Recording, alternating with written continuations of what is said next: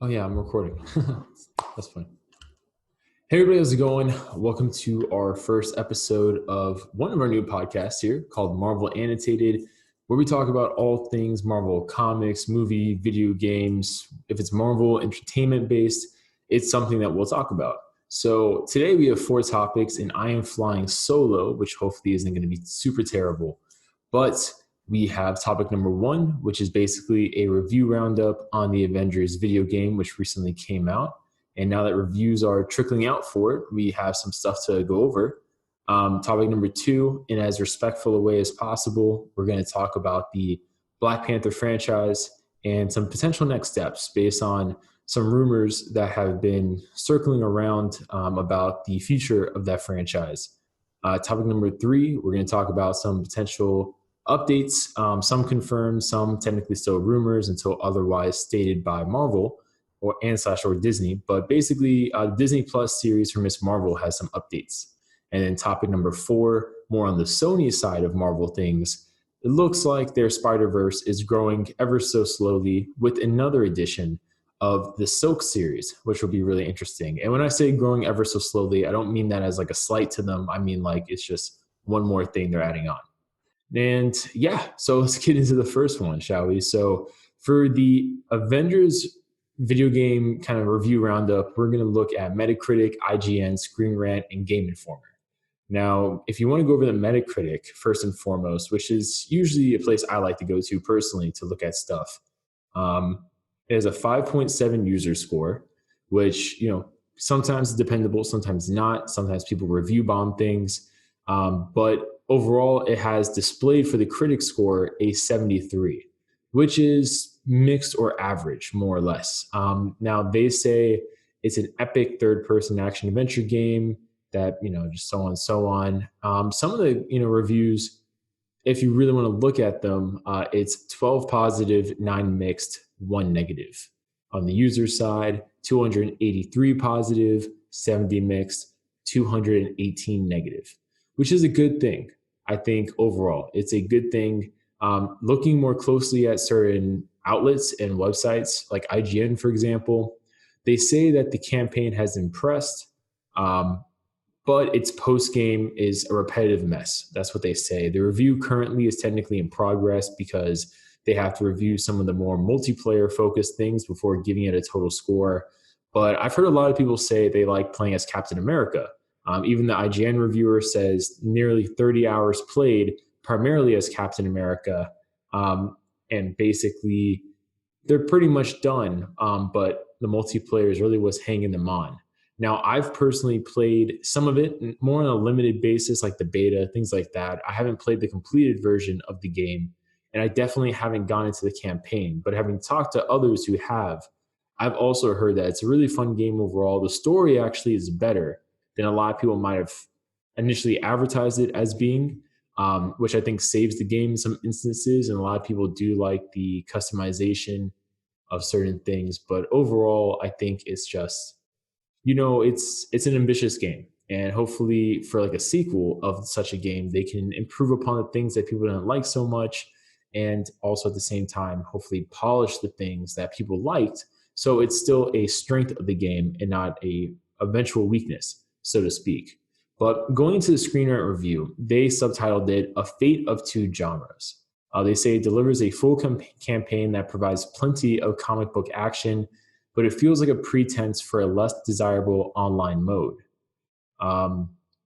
Just reading you guys some highlights, it talks about the plot, which revolves around the Avengers on an event called A-Day. Basically, everything just goes to hell and it gets really bad. But on A-Day, certain things happen, like Terrigen is released and Inhumans populate around the world, such as Kamala Khan, who is a teenager and a more recent character that we'll talk about even later in a different segment of this podcast. But basically, she is kind of the user POV, if I remember correctly, that helps you as you're but reuniting the Avengers, more or less. Now, with this game, one of the things that Screenrant says is despite being one of the biggest releases, it follows in the trend of other service games by offering a very limited scope in terms of its narrative. Square Enix has left very few surprises, in the story, and the cast of characters feels tiny when compared to the previous Marvel's Spider-Man and also any given Batman game. I'm assuming just the Arkham series. The few moments not shown off by the pre-release hype machine are some of the game's best. And one wonders if a title featuring some of the world's most popular characters could have used a few fewer trailers before release. However, the problem isn't just with an overzealous marketing department. The 8-hour campaign divides pretty evenly onto full-on unique story missions and multiplayer friendly things called in quote unquote zones that double as repeatable missions in the postgame. The story missions swap between characters on the fly and often feature top of the line cutscenes and in mission dialogue. The multiplayer missions feel like a filler that they are, jammed between single player content as the means to get players on board with a repeatable quest, to come. It's one of the many places where Avengers feel stuck between two worlds, a hybrid of two projects spliced together without much care for creating a cohesive world. So that's a really interesting, I think, comment to make about the game. And I think this is an unfortunate nature about video games, just as we stand today. A lot of games, in some cases, like Spider-Man, for example, just focus on a solo offline narrative. You don't have to really worry about a multiplayer component to it, both from the developer aspect and also as a consumer.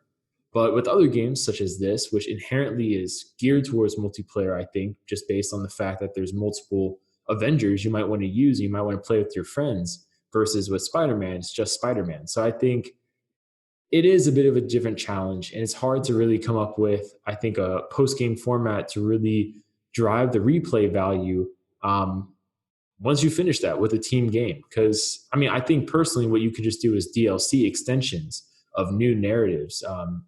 But of course, that's just harder for certain devs to pull off. And at the same time, the goal is to make a very complete game, not something that simply is a live service, so to speak, and depends upon people sitting around for a DLC or a patch, such as games like, Madden, for example, which is very frustrating for people that buy it on launch. Game Informer, I think, had a rather positive review of the game. They reviewed it on the PS4, but also the game is, on the Xbox One, PC, and it will be on the upcoming next-gen titles. Now, just to get to the crux of it, Game Informer gave it an 8.75.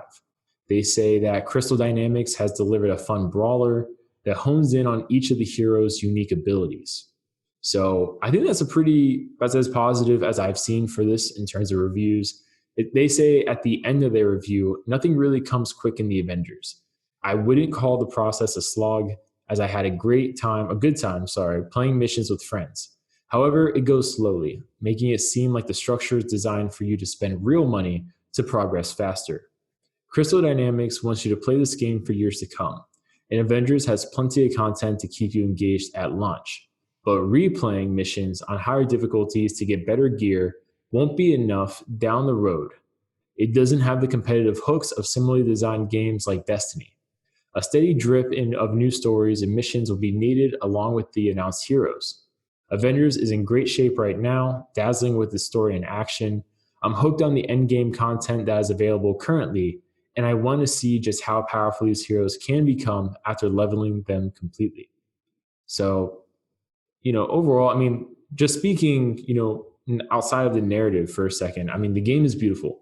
The game is really great. They have a lot of customization going on here, not just, ability wise with, what combos and things you want to kind of branch into on skill trees, but also I think the costumes, pretty varied. I like them, at least from what I've seen overall. The villain is AIM, including MODOK, which I think is a pretty cool just storyline on its own. Another thing that Game Informer says, again, one of the more positive reviews posted for it, basically they say the Hulk is the unstoppable monstrosity you'd hope, smashing enemies and environments to bits.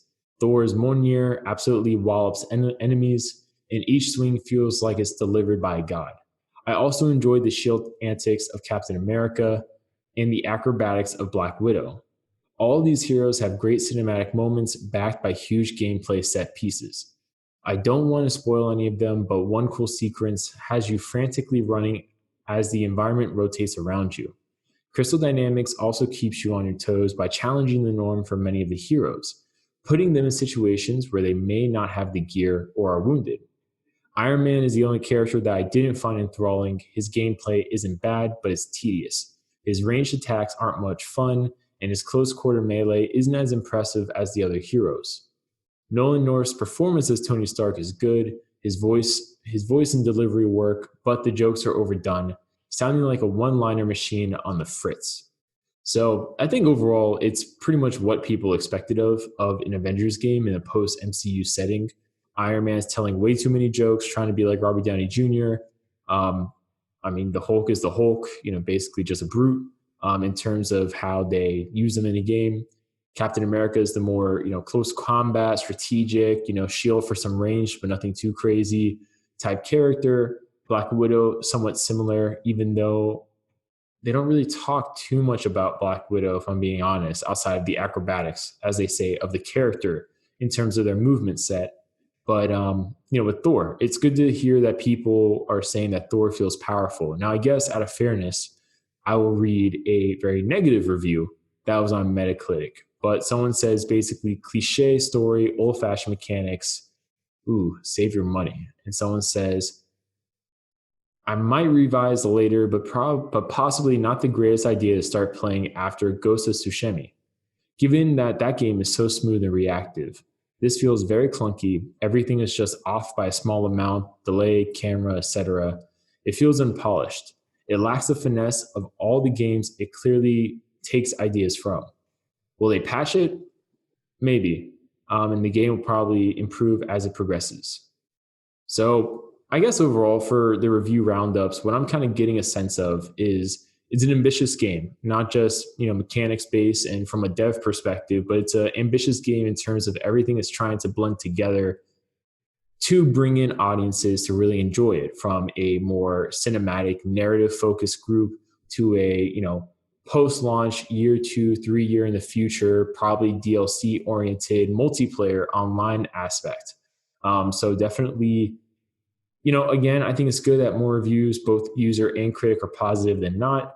But at the same time, a big base of it is mixed. So I don't know, based on the review roundup, make the decision for yourself. But I would say overall, it looks like a lot of people are saying you can get it now, you would enjoy it, but it might be more enjoyable if you wait a little bit for like an announced patch, DLC, something along the lines of that. Segment. Thanks for watching this episode. I was flying solo, so hopefully it wasn't too bad. But let me know in the comments down below things I could change up when I'm doing this kind of thing solo, so I can make the best episodes for you guys as possible. But comment down below what topic was your favorite, and I'll see you guys later.